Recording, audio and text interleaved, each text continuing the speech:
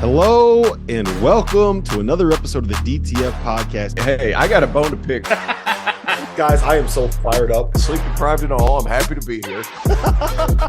You probably cut up your hot dog. You don't need it on a bun. Hello and welcome to the very first DTF podcast episode of the calendar year 2024. It is 3:11 p.m. on Tuesday, January 2nd. My name is Rob Dauster. I got John Fanta with me. I got Terrence Oglesby with me. This is the Dauster, TO, and Fanta podcast. And gentlemen, I am fired up to be talking to you guys again. I feel like it's been forever since we were able to jump on a podcast and knock out a recording. The way that the schedule worked, we always record on Mondays, right? Christmas was a Monday. New Year's Day was a Monday. And I knew that the big homie, John Fanta, would be indisposed on Christmas morning and on New Year's Day. So we decided to put it off for recording here on a Tuesday for you. Gentlemen, before we dive into the show, how was your holidays, man? Fanta, how was it? First Christmas and first New Year's as a married man. Yep. Terrific. Great to see you guys. Happy New Year, everybody. Happy 2024. Love to see everybody. Love to do this with you guys every single week. And Christmas was fantastic. We started in New Jersey. We had platters of antipasto, which for those not in New Jersey who are down south or out west and don't know what I'm talking about, it's meats, it's cheeses, it's every form of meat and cheese that you could ever want or desire. It looked like we were straight out of Italy. And then we had manicotti and braciole and meatballs and pasta, and I'm stuffed. It's time for resolutions. We got to Ohio. We did a Cleveland Christmas. We did not have as much Italian food in Cleveland. We had other food, and we watched my Browns clinch a playoff spot. So I'm a happy camper heading into 2024. I got a playoff football team. I did look at the After Dark grid, and I'm very publicly saying on this podcast that I'm supposed to host on Saturday, January 13th. And if the Browns are playing the Saturday night wildcard game, I might have a heart attack before the show begins. So this is going to be a very, very stressful month. Go Browns. Hey, look, it's better to be stressed in the playoffs than it is to be stressed sitting at home. What do you think Chris Mack is going to be doing in the playoffs this year? Yeah. Where's Chris Mack going to be? Yeah. Let him know, Fanta. Let him know. Sean Miller texted me this morning graphics of like the last 20 years AFC North champions, and the Browns are not in the graphic. And Sean said to me, I thought the AFC North had 4 teams. And I said, yeah, and you'll be sitting at home with yours. I said, there's always room on the Flacco bandwagon. And he said, you couldn't pay me to hop on that wagon. So, it's all for good. the people listening fine. at home, the funniest part about being part of the field of 68 is getting stuck in the group text between the Miller brothers, Chris Mack, and John Fanta as they sit here and they argue about AFC North football. It is it's a train wreck. T.O., you still surviving over there, man? I know that you were in the same boat as me, but you got 2 kids at home for upwards of a week and a half during Christmas break. It's not a vacation. People say Christmas vacation. It's not a vacation. I've never looked forward more to getting back to work than I did this year. Yeah, the kids are about to go back to school. They start on Thursday. And I think, to be honest with you, I think they're more tired of me because they don't get this much of me for like a long time. So I think this January for me is nuts, by the way. I didn't realize how many games that I have because the Hornets stuff, man, it piles up. I end up having 13 games in the last 24 days of this month. So I'm excited to like really get going and be a part of the whole thing. My son Damon is still messing around with me right now. He can't leave me alone for 45 minutes to an hour when we do this podcast. That's where we're at this point. It all has to do with freaking Fortnite. I wish Fortnite could go dig a hole somewhere and never show up again. And he's yelling in the background because he hears me. And I mean it from the bottom of my heart. That's where I'm at right now. That's where I'm at. Time for school. It's time for school. No, it's not. Close. It's time for school. Outside of that, hey, look, Christmas was great. I say all this and I'm kind of joking, but Christmas was great. And I really hurt some feelings back here. Christmas is great. Had my brother in town, came in from Norway. He brought his girlfriend and some children down. That was awesome. And then some children? Yeah, are they his children? Just some children? They're just some children. He just brought some children. They're not his children. They're his girlfriend's children. So he decided to bring them. I'm glad you clarified that because I was about to be really concerned for a second. He just found some kids and brought them down. Not that kind of situation going around here. Not that kind of situation. No, he came, and then my best friend from high school came for New Year's. So it's been good. I have eaten like an absolute pig, and I don't feel good about myself. That's how much food I've eaten, and it's been a great 2 weeks, but I'm ready to get back to some normalcy, truth be told. Yes. All right. Well, let's talk about normalcy. Let's talk about college basketball. Let's dive into it head first. There's a lot of things we got to get to. We're going to talk about some of the best bid majors in college basketball. We are going to discuss how FAU and Arizona both went from playing the game of the year and all of us saying, wow, these teams could actually win national titles, to FAU losing to Dunk City and Arizona getting absolutely mollywopped on the road at Stanford. I want to ask you guys if you think Gonzaga is actually going to be a tournament team. And we got to talk a little bit about some of the Big East rivalries that are popping up. Fanta, it's about to get really interesting in the Big East in the Battle of New York City there. But first and foremost, I want to ask you guys this, just big picture, 35,000 feet. Fanta, we're going to go to you first. What is the most interesting storyline for you as we head into the calendar year 2024, as we head into conference play, as we head into the meat of the college basketball season? Well, I think the most interesting storyline for me is the top tier of the country and how that evolves. So if you look at where we are at the top of the country, every week the rankings come out, and lately the latest narrative is, who is Houston beating? So a storyline I'm paying attention to is, what's Houston going to face in the Big 12? Obviously, it's a significant level up. They're undefeated, fellas. Will they be able to roll through? Will it be tougher on the Big 12 to adjust to what Houston does? Or will it be tougher for Houston to adjust to what the Big 12 brings? I tend to think it's the former. I think they're going to be able to show and impose their will on the rest of that conference. And I think LJ Cryer and Jamal Shed have it going. I think it just comes down to, like, for me, the Blue Bloods are right there. How do they play out? So I think Kentucky is as compelling a storyline as any in the sport. Do they keep this rolling, and do they back up the fact in the new year that they're number 6 in the country? And then, therefore, how does that SEC race relate? But you look at it, guys, last year we had Florida Atlantic, San Diego State, Miami, and UConn. Okay? And even this time of year, we wouldn't have been able to predict that collection of teams. This year, we've got teams at the top in Purdue, Kansas, Houston, who hasn't lost. Connecticut's going through injuries, but we know what they are at their best. Tennessee, battle-tested Kentucky. And I think it comes down to, for me, I'm looking at what the big brand programs take with them into this new year. Kentucky's really, really freaking good. North Carolina looks like they're that good. I'd like to see them clean some things up defensively. I'd like to see that supporting cast continue to sculpt itself. Duke appears to be growing with Jared McCain evolving. Kansas, we know what they are. So the Blue Bloods in college basketball are strong. Will it continue for all of them as they get into the grind of their conference? How does Kentucky, T.O., handle life on the road in the Southeastern Conference? Yeah, I think those are all great points. You talked about the Big 12 a little bit in Houston. I'm equally intrigued by what BYU does, because I think they're getting the Kim Pom favor by getting bumped a couple of points because they are in the Big 12 conference. I'm curious to see how that carries over. And more than anything, I know Mark Pope can coach. I think Jackson Robinson is a good player. How does BYU deal in the Big 12 on a night-to-night basis? I'm really intrigued to see how that goes. Outside of that, guys, I'm still on this Chris Beard bandwagon in Ole Miss. I think it's a year of the other teams.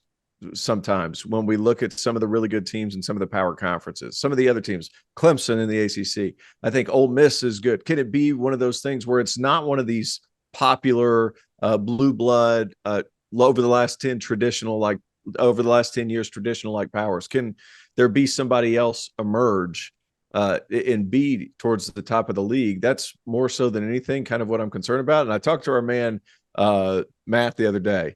Oregon State decided they were just going to win one at home over USC, and they're 8-3 going into it. Like, is Wayne Tinkle on a reemergence program? Is it the year of the other, or is it the year of are we getting the Blue Buds back kind of deal? I think it's the year of we're getting the Blue Bloods back, and I'm glad about that. I'm happy about that. Yeah, I think that's very good for the brand, shall we say? Yeah. But I also think that you mentioned USC. I think that had a lot more to do with USC deciding, yeah, you know what? I think we're probably good with this season. I think we could probably head on to the NBA now, as opposed to anything for Oregon State. Yes. I did appreciate, this is kind of off topic, but I did appreciate how when you scrolled the headlines after that USC Oregon State game, it was like Bronny goes for his career high. And then you click on the link on like ESPN.com or CBSSports.com. And it's like Bronny scored this many points. And USC lost 87-60 to one of the worst teams in the power conference ranks. We know what pays the bills here. It is Bronny James. Oh, USC is one of the worst teams in the power conference? No, Oregon State is 6-7, 0-2. Hey, Oregon State's 9-4. Hey, Oregon State's 9-4, 500 in league. That's all I'm saying. Shout out Wayne Tinkle. He can coach. Wayne Tinkle can coach. I think the most interesting storyline for me, and you kind of touched on this a little bit, Fanta, is I think that it's better for college basketball, point blank period, when the programs that are the most interesting with the biggest fan bases and the most national appeal are all really good. And I think if you look at the teams that are really good this year, Purdue is probably, to me, the most fascinating storyline of the sport, simply because they got Zach Edey, back-to-back National Player of the Year, lost to a 16 seed, might have a chance to win the title. I got to take on them here in a minute that I do want to get into. You look at UConn, they're really good again. You look at Duke and Kentucky and North Carolina, after a couple of years where those programs were not at the top of the sport, they are all back there in one way or another at varying levels, depending on who you ask. Kansas is awesome again. And then you get to some of these other programs that have passionate fan bases that maybe aren't necessarily the biggest when it comes to college hoops, like a San Diego State, like a Michigan State, like an Illinois, like a Marquette. Like, these programs are back and relevant and good and fun. And I think it's one of those years where there are a lot of really, really good teams, and they can all lose on any given night. So it's going to be a year where we have a lot of hot takes that we have to get into on the field of 68 after dark. And I think that's the most interesting thing for me. Here's another one I got for you. And I think we are built to have multiple mid-major runs in college basketball this season. Right. And Fana, we're going to kind of get into this a little bit, because it's something as soon as McNeese State went into Michigan and beat Michigan and beat Juwan Howard, Fana sent a text to our DTF group chat. Basically said, and it was all caps with like 17 exclamation points, "We have to talk about Will Wade and McNeese State on the next podcast." So I guess I'll turn this to you, Fana. Where do they stand in terms of, because I think there's a very real chance that that McNeese State could head into the NCAA tournament with 2 losses to their name. They got nothing but Southland games left. They are so much better than anybody else in the Southland, and they play the Southland tournament on their own court. They might fuck around and be undefeated in 2024 heading into the NCAA tournament. Will Wade, he finds a way to get it done. Are they the most likely mid-major for you to be able to be a Cinderella? I got a list of about 5 that I think have a very real chance to make a run, but where do they stand for you? I know it's early, but it's never too early to fire off a hot take. And this is where I have to mention Vaulted. Vaulted is an app that allows you to participate in daily cash prize pools without an entry fee. That is VLTED, Vaulted. The thing you're going to like about it, it's got a challenge feature, so you can prove that you are smarter than your friends. Download the app, store your predictions, and join daily cash prize pools today. Here is my challenge, Mac. Here is my prediction. Clemson's going to win the ACC this year. Clemson's the best team in the ACC, and they are going to take home an ACC regular season title when things are all said and done. Is that crazy?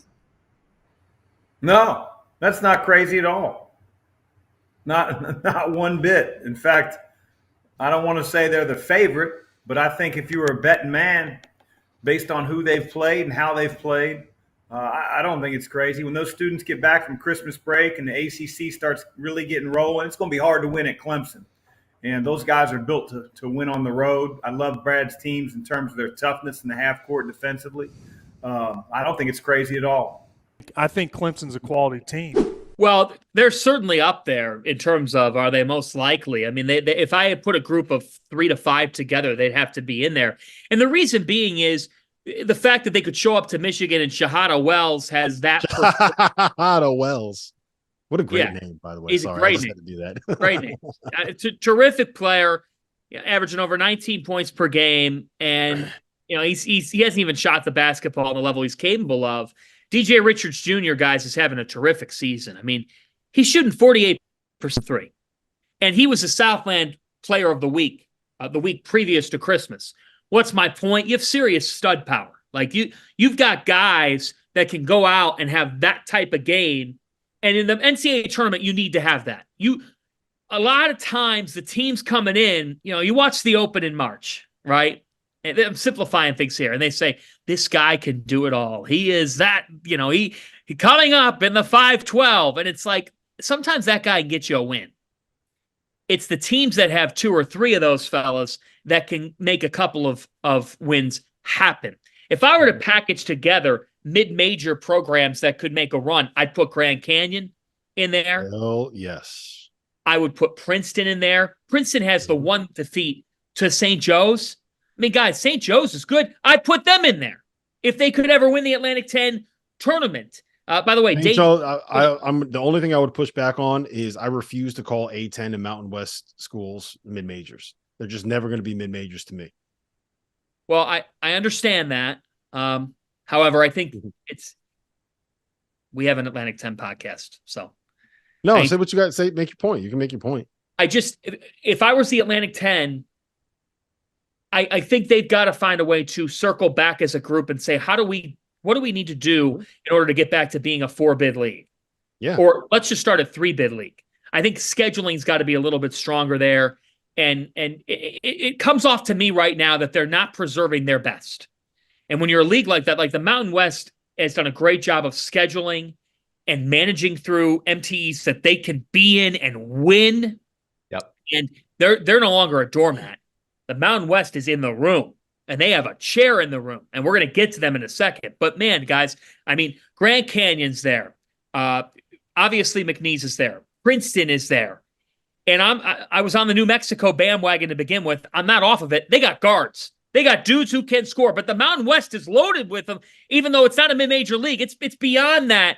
It's beyond that now. But those are some of the teams that when I look at college basketball, I sit here and say, yeah, they could do something. The other one, don't sleep on if they could win the CAA, look out for UNC Wilmington. Because if they can win the CAA, make the tournament, they could be a real dangerous team. Tio, as our official SoCon correspondent here, I got one for you. No one has been talking about this team enough. Western Carolina, Justin Gray, Vontarius Woolbright. Wow. If you guys have not seen Vontarius Woolbright play, and if you would not looked him up, and I'm sure there are a lot of people here haven't, he's averaging 21 points, 13 boards, and 6 assists this season. He is quite literally, T.O., the most productive player in college basketball point blank period, and they happen to be coached by the greatest three-point shooter in the history of Wake Forest University's basketball program. That's Justin Gray, not Randolph Childress. It's Justin Gray. That's confirmed. We confirmed it with him. Go ahead, T.O. Yeah, no, Justin Gray has done a phenomenal job. I didn't know what to think about the Justin Gray tenure there after seeing the first year, but what he kept doing was stockpiling talent. And let's be honest, you get in the NCAA tournament. Nice to have that. Yeah, you get in the NCAA tournament. You've got guys that can compete and find ways to score, and you have enough length and the ability to do that. It's possible. One more team in that league, Samford. Bucky McMillan, Bucky Ball, baby. Yeah, Bucky Ball, 5th fastest team in the country. They've got guys. They always get a couple of guys. So those two in that league this year. I was starting to become high on UNC Greensboro there a little bit. They beat Arkansas. They had some pretty good wins, and then they've lost 3 out of their last 4, including a 37-point outing at Texas. I'm not expecting you to beat Texas, but you got to score more than 37. Yeah. So that's kind of where I was at with them. But Samford and Western Carolina. That's how close is Furman to that conversation right now for you?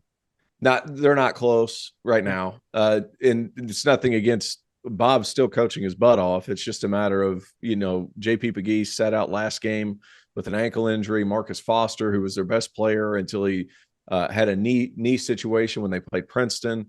They're still very much in the running to win the league when it comes to if they're all healthy come tournament time.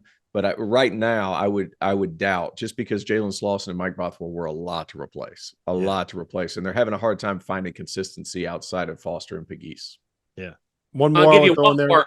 Okay, I'm sorry, you go first. Sorry to add one more. Just the winner of the Mid-American is always dangerous, but you got a couple of top 100-ish teams just outside in Kent State and in Akron. And you can't count out Jeff Bowles in Ohio, even though they fell just short this past weekend. But that league, the Cleveland in me says that Maction is real. That conference tournament's always tough. Whoever ends up winning the MAC, Jalen Sullivan. Good coaches in that league too, man. Oh my good coaches in that league. Yeah, Chris Payton Jr., Jalen Sullinger, and Kent State. That's a team I'm looking at. But yeah, I mean, you got John Gross, you got Jeff Bowles, you've got Rob Senderoff. That's a quality mid-major league. Yeah, it is. Two more I just want to put out there. The top of the Missouri Valley is really, really good again. I don't know if they're good enough to be able to get two bids, but Indiana State can play. Robbie Avila's a lot of fun. And I'm blanking on the kid that went for 27. Why am I blanking on his name at Michigan State on Saturday? But they got guards that can really, really fill it up. Drake's always going to be good as long as DeVries is there. And I just want to shout out Southern Illinois because they got the other Xavier Johnson. Everyone knows about the Xavier Johnson in Indiana, but Southern Illinois Xavier Johnson is averaging 25 a game, 25 and 5 assists a game. So when you have a guard that can go out there and get a bucket, you always have Isaiah Swope? Isaiah Swope. Yep. When you got a good, that's his name. There you go. When you got a guard that can get you a bucket against anybody, you always got a chance to win. And just on Grand Canyon, like we kind of glossed over it a little bit, but Tyon Grant Foster is an NBA player. Like he is 6'8", he is 220. He hits all the NBA shots that you need to be able to hit. For people that don't know his story, he started at Kansas, transferred to DePaul. First game at DePaul that he played, scored 15 points in the first half. At halftime, he collapses, has to go to the hospital. They revive him.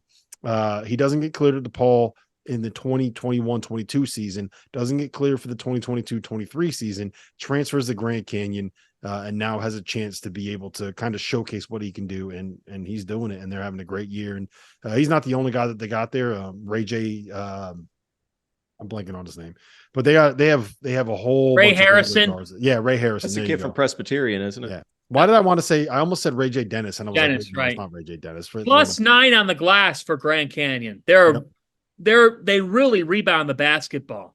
Yep. You really just said it. They have power conference caliber talent. Yeah, and all of those teams, T.O., you've made this point over and over again, so I'm kind of stealing it from you, but I'm going to keep doing that and keep stealing it from you. That's a lot of these teams at the lower levels have been able to load up on the 5th and 6th year COVID guys that are transferring down from the high major ranks that are now 23 and 24 years old. And it's really leveled the playing field. Like I think that the level of play in college basketball this year, just in terms of how good the basketball has been, is higher than I can ever remember it being. Like there are a lot of very good, very entertaining games being played. And you combine that with the fact that there's no more charges that can be taken. We got a good thing here, man. This sport's it's in a great place right now, I think. I think the other thing is there's just this is so terrible grammatically. There's more good players. Yeah. Right. There's just the sport has grown and it continues to grow. And in a sport where shot making is just so essential to everything, it's not always perfect. Okay. But I do think that the shot making in college hoops, when you do have older guys, is just going to naturally be better. But I'm not in the class of that this is just 1 or 2 or 3 years. I think in the climate, no longer do you want to be the 7th best on a team or the 4th best on a team. If you could be number 1 head honcho, you want that role because it's a lot more competitive now within these rosters. So the number 1 guy at Grand Canyon, if he moved on from another school, it's not like he wouldn't have a role at a power conference school. It's just there's something to be said about being the number 1 guy, maybe making some dollars, growing yourself into an NBA player, and oh, by the way, making a name for yourself in March. I don't think that this will end after last year or this year. I think it's going to continue. Yeah. All right. I mentioned Purdue a little bit, and I do want to kind of get your opinion on this, because I'm getting very close after seeing the struggles that Arizona had, after seeing some of the struggles that I know that they've been injured, but the struggles that UConn has had. I'm kind of at the point where I think it's Purdue and then everybody else in college basketball. T.O., am I going too far on that? I think that they're the most complete team at this point. And I think that everybody, where you have this group of teams that are very, very good, I think Purdue is the only team in college basketball right now that I can look at and I can watch play and I can say, when they play their best game, I don't know if you can beat them. You can't beat them. When they play their best game, you can't beat them. That's the biggest thing. But it's a matter of if they're going to have their best game in a tournament where it's a one-game sample size. And I think a lot of that has to do with Fletcher Lawyer, because you know what you're getting from Edey, you know what you're getting from Smith. Lance Jones provides something different. Your fours have been good enough. It's just it's on a given night, is Fletcher Lawyer going to be able to give you that big game when you need that big game? I'm in agreement with you. I think it's Purdue and everybody else. Vanna? I am in disagreement with you. And that's because I love Purdue, but I don't love them as much as you're saying today because of the formula of their best. So I still get wary if Braden Smith is having an off game. Now, he's been an All-American level player. He's an All-American today. There's no question about it. He's going to be an All-American as long as this continues, or even if he's solid the rest of the year. But to me, guys, it's Smith, it's Lawyer. And after the top three for Purdue, I still have my questions big picture. Like you said, Terrence, it's not a 6-game tournament. It's 6 one-game tournaments. Yes. So the thing is that their best is unbeatable. But within the formula, they still are a formulaic team. They're not UConn of last year by the end of last year, where UConn could win if two guys had an off game, where Caravan or Hawkins or Jackson, if one of them was off, it was okay. They could cover that up with depth. So I don't think it's just them and the field. I don't think that they're up and above everybody else.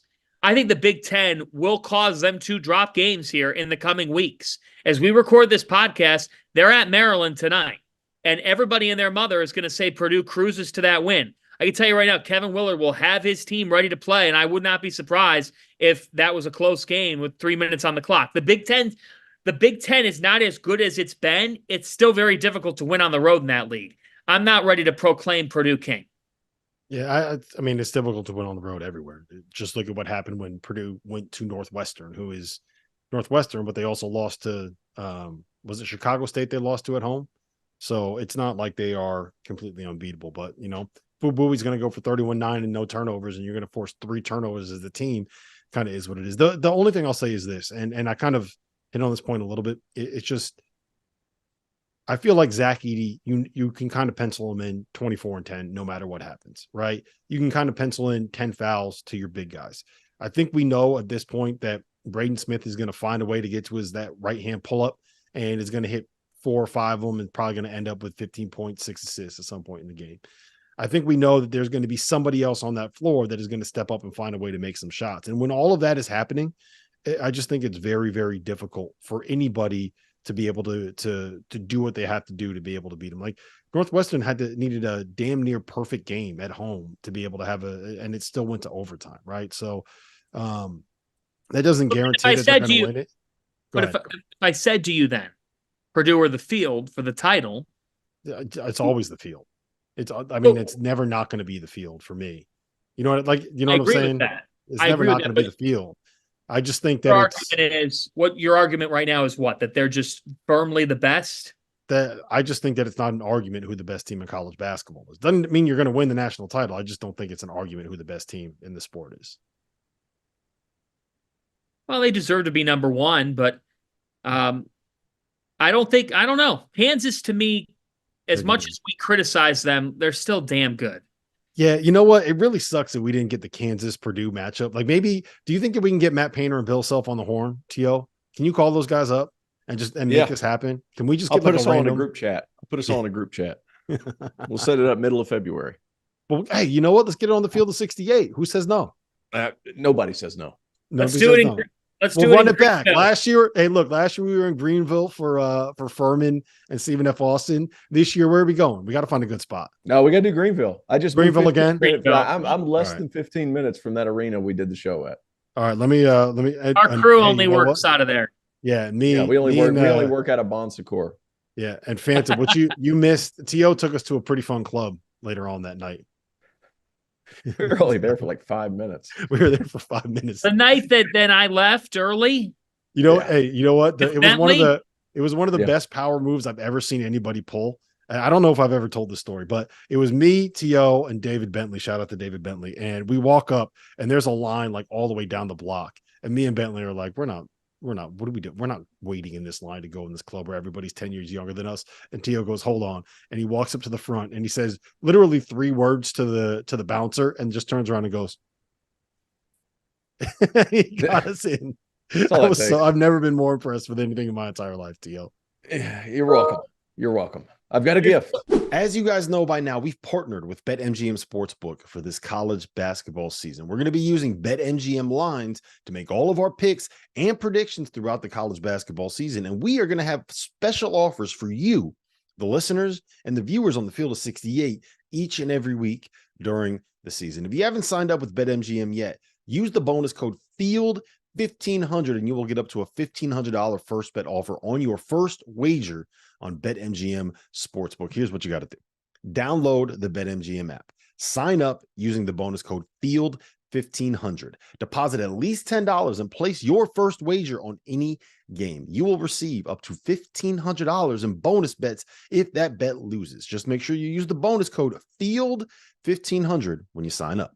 And remember, BetMGM is now available under one wallet in select states. As a New Jersey resident, this is super convenient for me when I have to go cover games in New York or Philly. When crossing state borders, just log into your existing account instead of having to create new accounts in each state that you go to. And most importantly, I got to let you know, we do have some fun stuff coming up for this college basketball season. Bet insurance tokens, college hoops odds boosts, my personal favorite, parlay odds boosts. So download the BetMGM app today. Pivoting, the last time that we saw Purdue go out against a national title contender, they pretty much handled an Arizona team that came in ranked number 1 about 2 weeks ago. Since then, Arizona's lost to Purdue.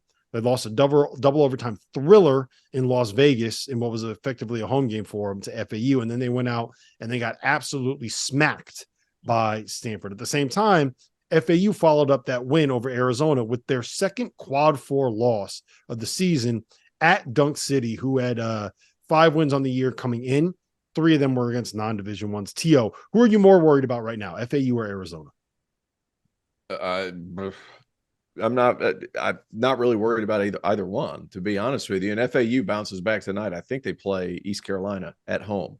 Yep. I'm not worried about either one. Arizona, guys, please explain to me why Stanford stinks. Like I don't get it either. Yeah, I don't get it. Like, why are they 6-6? I for the life of me, they have talent. Jared Bynum made a boneheaded play the other day whenever they were playing Arizona State towards the end of the game. You're down 3. He drives the lane, gets stuck, and there's nothing going. Then they got guys. Kenan Carlisle's top 50 kid. Stojakovic, top 20 kid. Like, why do they stink? Please help me. Why do they stink? I have an idea. I'm not going to say it, but I have an idea why they stink. I'm not worried about either team, truth be told. FAU they're gonna have some lulls during the season because it gets to a point sometimes whenever you have so much success the previous year and you have everybody returning, there's a little bit, and we've seen it time and time again where it's like, God, just get us through this. Just get us through this. Get me through January. And then we'll start getting excited again middle of February, and then we'll start really playing. Like there's steps to this. If FAU is going to get in the tournament, they already have enough quality wins. Arizona is just too good. I did say, though, however, that if I could get them something to where they would forget everything with this loss and not let things snowball, because that can happen sometimes, especially when you have a lot of new pieces. Are you referring to Arizona or FAU? I'm referring to Arizona. I'm sorry. But whenever you have a couple of things go wrong, things can snowball. I would be more worried about that if I had to pick the two. But overall, I'm not really worried about either squad. Yeah, Fanta, the biggest thing for me with Arizona is the inconsistency of their guard play, right? Like we've seen Caleb Love put up big numbers. There are also times where some of those big numbers come as a result of I don't want to say he's stat padding at the end of games, but there's a reason why he's getting a lot of shots at the end of games, right? I don't think that we've seen necessarily the best out of Pella Larson every game. I don't think that we've necessarily seen the best out of Jaden Bradley every game. But the biggest one I'm concerned about is Kylan Boswell. And those three losses I just mentioned, he's shooting 25% from the floor. He's averaging 7.7 points, and he's 3 for 19 from 3 in those 3 games. Like he's got to be more consistent. And I don't have the quote in front of me, but Tommy Lloyd kind of went after him in the press conference after the game. He basically said, and I'm paraphrasing here, our guard play is not good enough right now. Also, they're not defending. In their losses, the other team's averaging 96 points a game. Is that bad, Teal? That's not great. It's not great.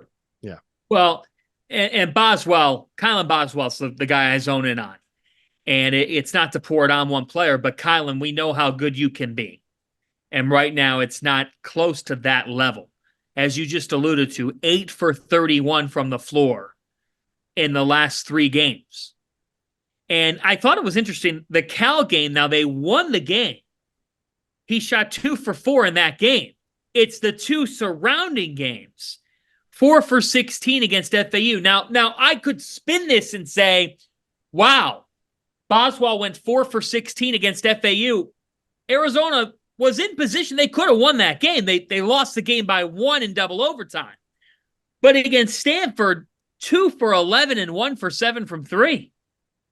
And I don't think it was anything that the Cardinal did particularly that other teams haven't tried to do. I think that right now he's searching.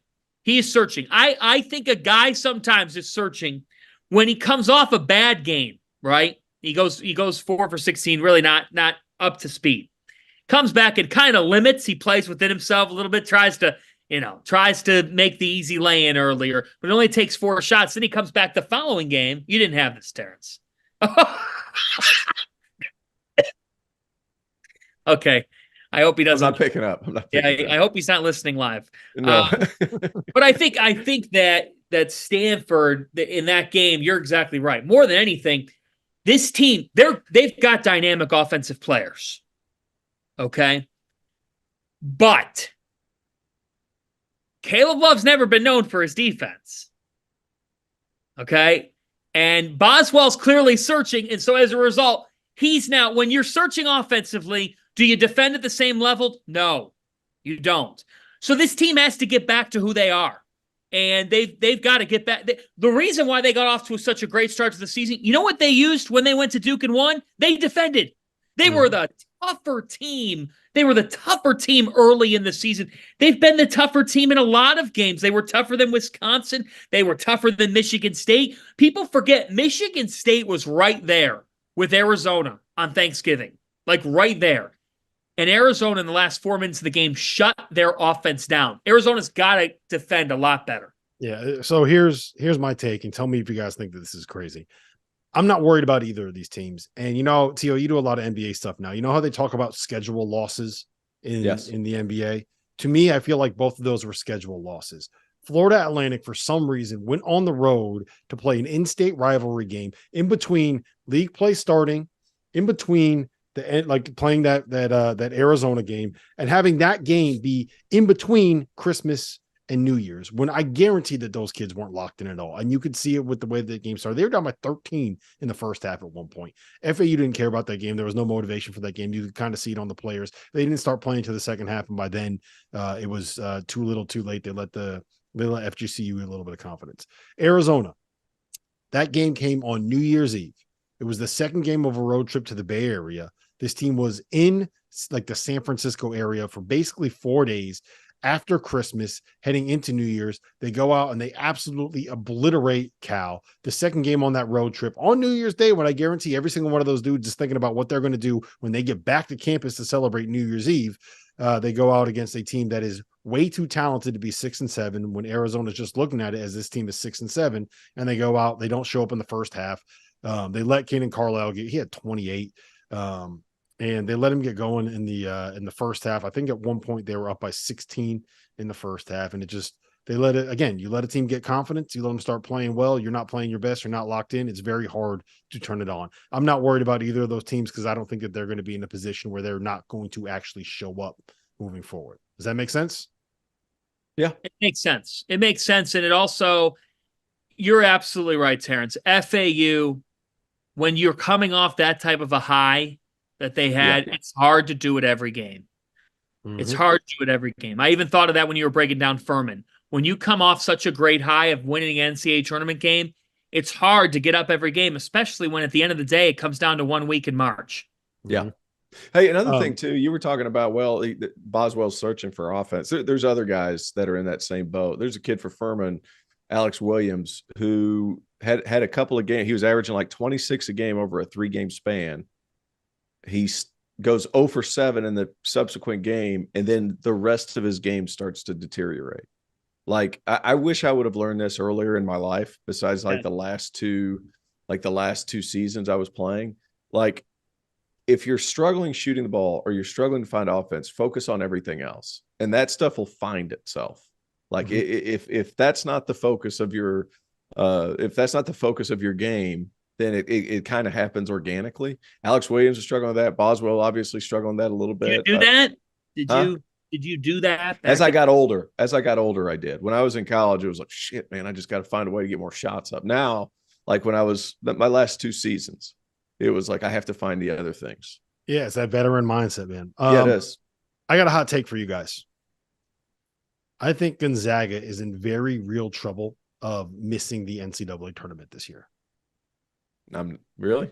Yeah, I think there's a very real possibility that they are on the wrong side of the bubble when we look up. Look, they have no bad losses this season. I'm going to willingly concede that point. They're 0-4 against quad 1. They're 8-0 against everybody else in college basketball. But those big wins that they got aren't very big wins when you look at the metrics in the net right now. Syracuse is 78th in the net. That's a quad 2 win. UCLA is 144th in the net. That's a quad 3 win.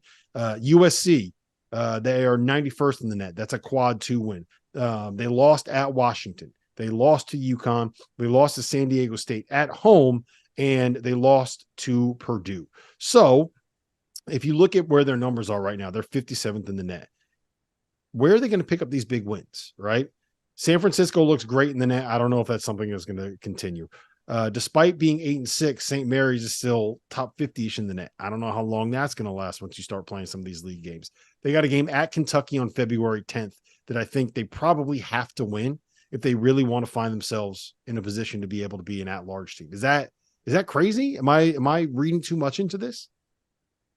I don't think so. I don't think there's going to be an issue with them getting in the tournament as long as there's not an absolute shitting of the bed in conference play, because I do think that Gonzaga has gotten to the point to where they're almost like Michigan State. Like if it's close, they're going to get the benefit of the doubt. Probably. So that would be kind of my only, pushback on that.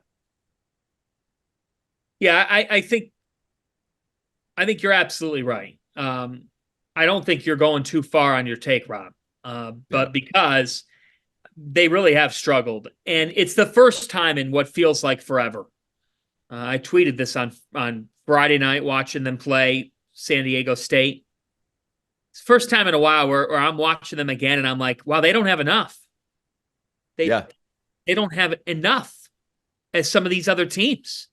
Even good teams, good teams that aren't top 15 teams.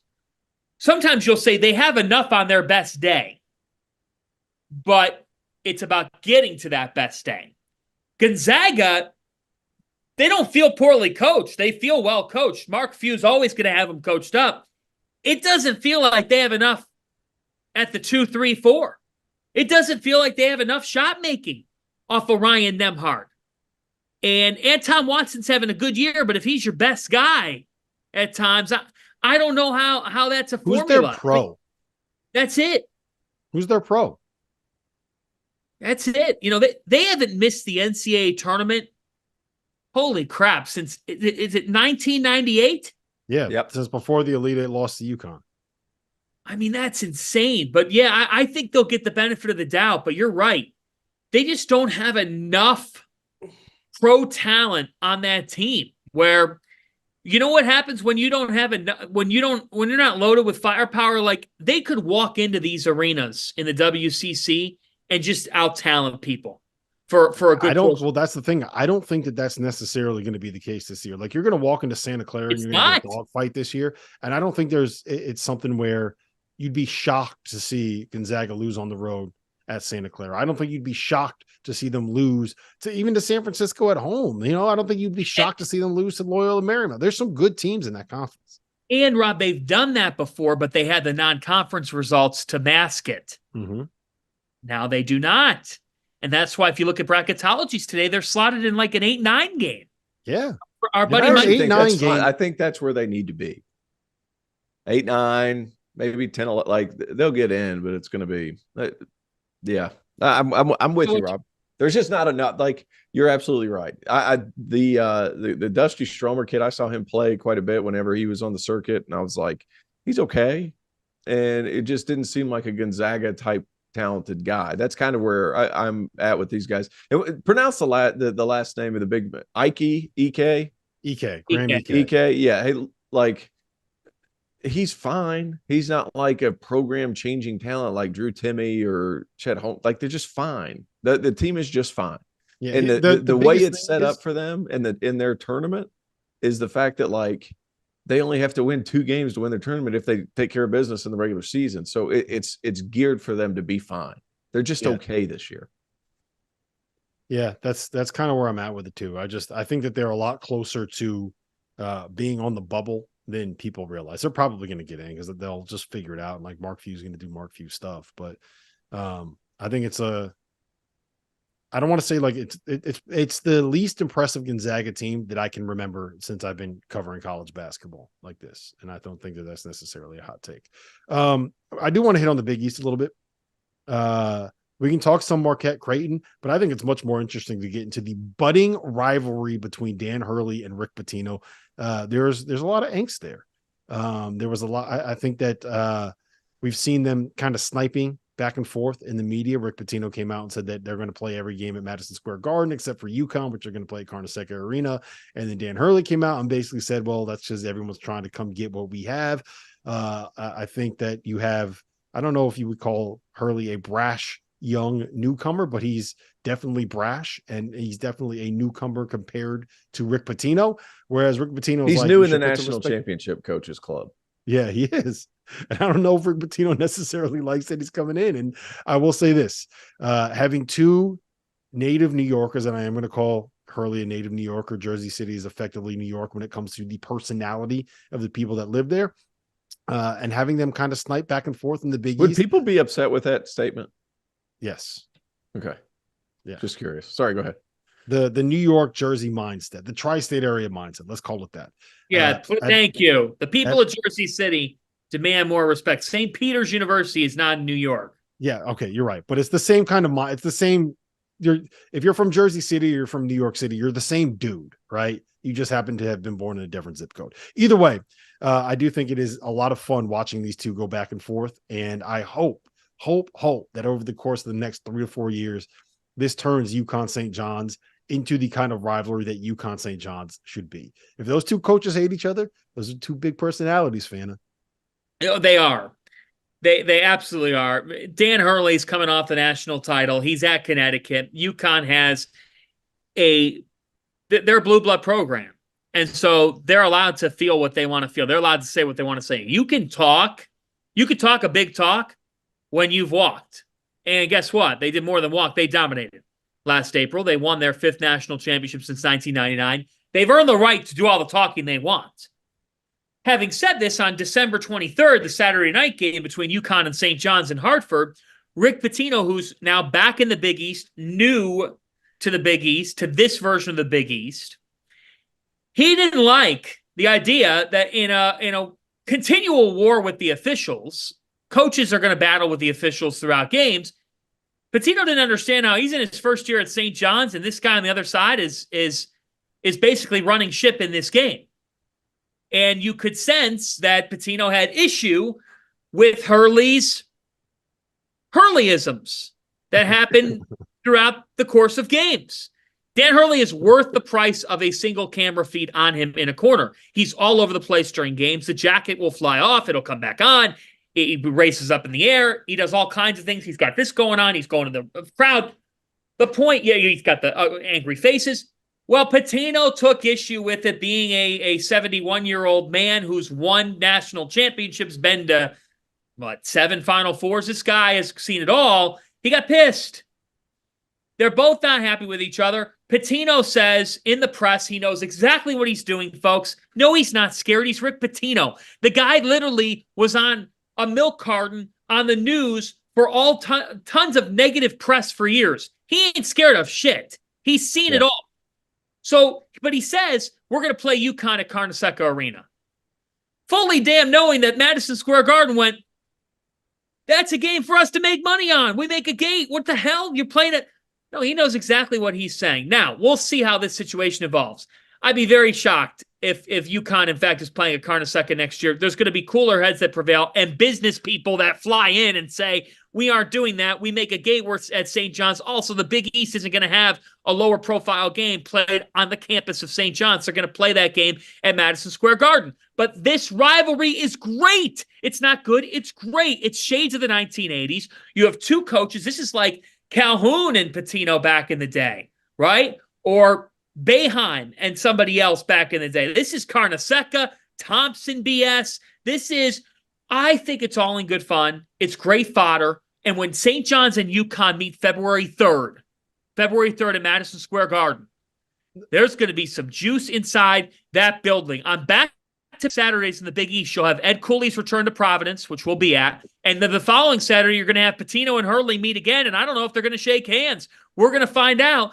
St. John's, interesting to see what that game will mean February 3rd. If you look at any bracketology right now, they're basically first 4 to 8, if not 10 out. They're right around there. Can they make a move to make it interesting in February and be on the bubble? That would be an interesting storyline. Here's the one thing that I will say is you kind of said like it's all in good fun, right? I think that there's actually legitimate dislike there.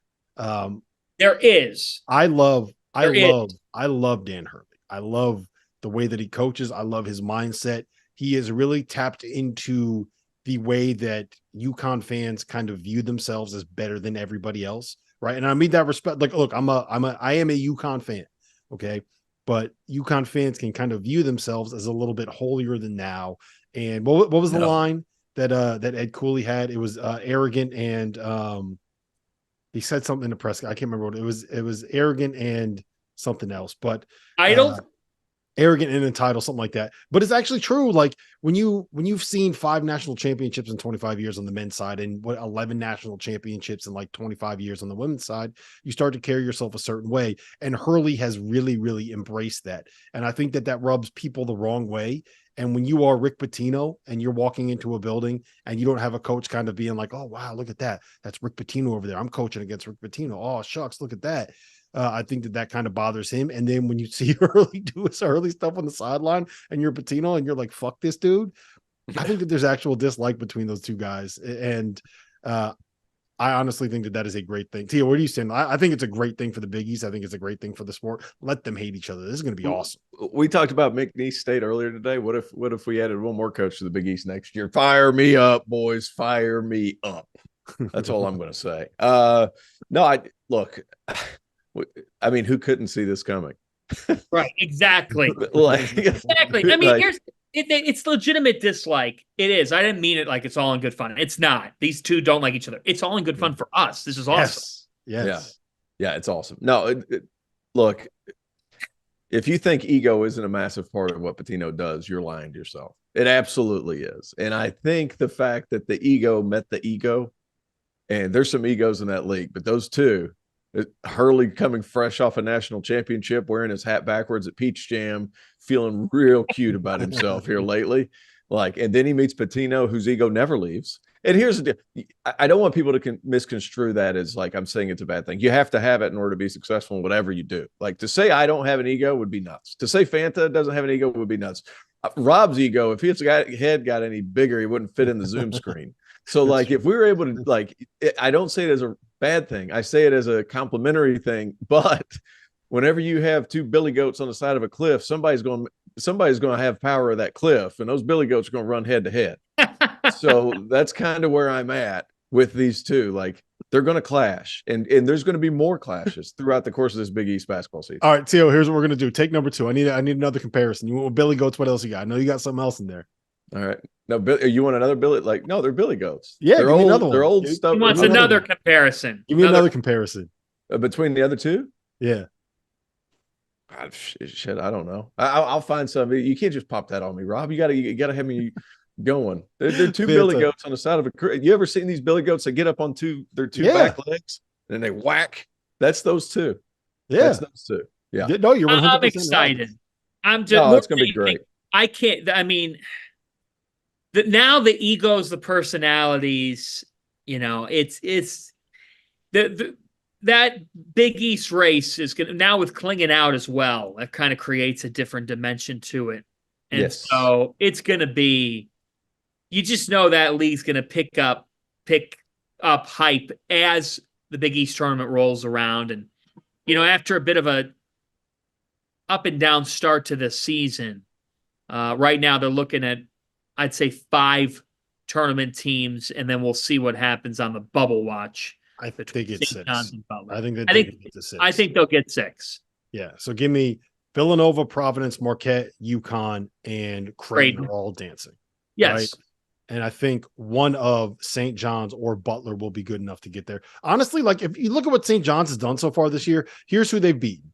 They beat North Texas, which is going to go down as a good win. They beat Utah, which is going to go down as a quad 1 win. They've won at West Virginia, which is going to go down as a quad 2 win. They got losses. Michigan at home, which might not look very good by the end of the year, but it wasn't bad when they suck. Yeah. Dayton on a neutral, Boston College on a neutral, UConn on the road. You get to 10 wins, which is very doable for St. John's in the Big East, and you pick off one of the big boys, they're dancing. It's Wait a minute. They're going to put Hold them on in. a second. I was told in 10 days into the season, got in a huge argument on this show in a hotel room when I said, ease up, hold on. Give it some time. Let's not call off the dogs. If there's 6 teams that make it, I demand an apology. Yes. How many teams do you think are going to make it from the ACC? Hey, Tio, what happened to UVA on Saturday? I wasn't going to bury the ACC. No, I just want to know. I wasn't. It was New Year's Eve. I wasn't really paying attention on the 30th, like that weekend. I just wasn't locked in this weekend. What happened to UVA? Did you happen to see the score over the weekend? Dude, Notre Dame body bagged them. I don't know what's going on. Notre Dame beat them. What happened to Florida State? All right. Florida State's never been a part of the conversation. I don't even know why you bring it up. Okay, so there's 3 Watch out teams. for Wake. There's 3 teams at the bottom of the ACC. They're just not part of the conversation. There's only That's 2 what teams I've been saying all year. There's only 2 teams in the Big East that are not part of the conversation. That's what I've been saying, Rob. I've said that all year. There's 3 teams at the bottom of the league that aren't a part of the conversation. I've said that all year. Wait a minute, though. Hey, Rob, Tio, has DePaul beaten anybody that's projected to win the Big East by 22 points? Okay. Rob, also. Tio's getting mad at me now. I'm not getting mad. Wait a minute, I don't have the backup right now, so I don't. Terrence, I'm not going to stuff up. I'll back you up. Wake Forest is a dark horse. They could use a win at Boston College. I like them. The top of this league's very good. Duke's getting better, guys. Duke gets better by the week. Clemson's, you all know what I think about Clemson. That's tough for Virginia, but this league will hang in and can get 5 teams. They can. Virginia Tech is I'm not ready to write them away. And Wake Forest, BC, the winner's going to be 10-3. And guys, don't sleep on Pittsburgh. I like Pittsburgh to knock off North Carolina. Ooh. There, I said it. There's a tasty pick for you. So see, Terrence, I am trying to back you up. And I would say this. You were 2-on-1. So here's the deal, Rob. You were talking down the Big East in week 2 of the season as well. But the thing was, everybody was saying it in relation. We all thought this was going to be like 5 teams in the top 20. Okay. Now the AP poll screwed up as it is. Yeah, right? They need to reevaluate who they give those to. Yeah, we got to stop looking at the rankings and then equivocating that to how great we think something is. Like the Mountain West is better than what the rankings would indicate. It's all brand name. My point is, I think the Big East just because some of the teams in it weren't as great as we thought they would be, doesn't mean they went from that level to not even making the NCAA tournament. See what I mean? I think that this league is going to have a couple of top-tier seeds in Marquette and UConn. To me, guys, Creighton's curious. They're 0-2 in the Big East for the first time in 9 years. How does Creighton respond? Talk about it. If I could have one transfer go back to a school and they would both agree on it, it'd be Ryan Nembhard going back to Creighton. Because Nembhard at Gonzaga, good player. Nembhard tasted the Elite Eight at Creighton. He ain't going to taste the Elite Eight this year. Right. Grass isn't always greener. But the Big East is in a good place. I'll tell you what, Thad Matta, I give him an immense amount of credit. His Butler team is much better. Yes. Much better. They should have won at Providence. They were right. What did Posh Alexander say? Golly. No, Thad came out in the press and said Posh Alexander didn't know how to play help defense when he got here. I believe that 100%. So Posh told Thad that he did not watch film at St. John's. I believe that too. Mm-hmm. He's been all instincts for however many years he's been there. And hey, did you see what he did to Bryce Hopkins when he hit him with a sham god in Providence? He hit Bryce Hopkins with a sham god and had a dime to who was I don't want to throw the big guy under the bus, but he threw it to one of his big guys, Andre Screen, who smoked the layup. To he hit Bryce with a sham god. Oh, Bryce goes off. Bryce is off in he's already on Federal Hill. He's at his dinner reservation after this move, and then he hits him with this little no look like this, and the dude smoked the layup. And I've never I was mad for Posh. I was ready to cuss this dude out. How do you can't miss that layup? He just hit him with a sham god in the building that sham god built. And you missed the layup? What are we doing here, man? Do you think that he put 2 and 2 together? Like, I'm going to do the sham god in the sham god house. Absolutely 100%. No shot. 100%. Do you think he knows who God Sham God is, or do you think he just assumes? I do think he knows who God Sham God is. Is it Sham God's a New York City kid? That's what I'm saying. Posh is a New York City kid. I'm telling you, he knew it. I guarantee he thought about that heading in. I just don't think. I think Posh is. I don't think Posh is necessarily a thinker. I think he's an instinctual guy. I think he just does stuff. LaMelo Ball's the same way for what it's worth. I know. Look, I'm laughing because I could clip that a certain way and make it sound really bad for you when you're actually just complimenting the dude in the way that he plays. Yeah, he's not a thinker; he's a doer. I have other things I've written down. We'll save them for another episode. I wanted to talk about how good the Mountain West is. If you go check the Mountain West Insider podcast, I'm going to be recording that tomorrow, breaking down the top of that league and just how good it actually is with a actual Mountain West Insider, TBD. And then I wanted to talk a little bit about my concerns with Marquette big picture, but we discussed that on Saturday nights after dark. You can find that YouTube clip on the Field of 68 YouTube channel. So I'm not going to bore these guys by repeating. Hey, I got two good Mountain West games next week. Who you got? I got Utah State at New Mexico on the 16th, and then, or not next week, 2 weeks from today. And then on the 24th, I'm on Colorado State at Nevada. Oh, that'll be a good one, man. That'll be a good one. Hey, you know who you're going to love, T.O.? You are going to love Keenan Blackshear. I'm fired up. You're going to love seeing him play. What's the second game? Colorado State at Nevada. Terrific game. Terrific game. And it's 16th. Are you on FS1? I can tell you. I think so. Why? Yeah, you're on. We are the game before you. So are you? We got St. John's at Seton Hall. So from Newark to where's your game? To it'll be in Albuquerque. Wow. On the 16th or the 24th? 16th. Yeah, I'll be in Albuquerque. You're going to be at the Pit, man. Have you ever been to the Pit before? I've never been to the Pit. I'm excited. Wow. That is a bucket list one. New Mexico State, as we're recording this, New Mexico State is playing Colorado State in exactly 6 hours and 17 minutes in a battle of not New Mexico State, New Mexico. Yeah, what'd I say? Colorado State, New Mexico. No, you said New Mexico State, Colorado State. Great game. Yeah, New Mexico, Colorado State. The first game of the Mountain West season might be the game that determines who wins the Mountain West regular season title. I'm fired up for that one. That'll be a good one. A lot of guard talent on display there. But listen, guys, this has been fun. This has been the DTF podcast. Rate, review, subscribe, do all those things that make us happy as podcasters. And go follow Terrence Oglesby on Twitter. He's gotten up to about 12,000 now, right? But he's not quite. Me and Fanta are kind of blowing him away, and he's very blow me away about it. Yeah. I get tired of every time there's freaking everybody puts a tweet out, man. And I'm attached to it. A lot of nonsense hitting that like button, and it's not real. Like, it's weird, isn't it?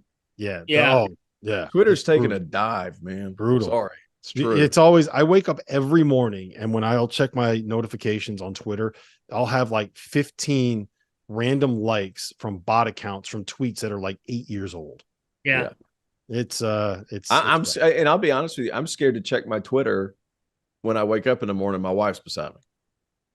No, my wife understands that there's it's the spam accounts. Yeah, my wife does too, in theory, until she sees something on my phone, and then I just have to start off on a bad day, not doing it. So I don't even check. I have dramatically decreased my Twitter usage, and I probably should be better at, but I get tired of that.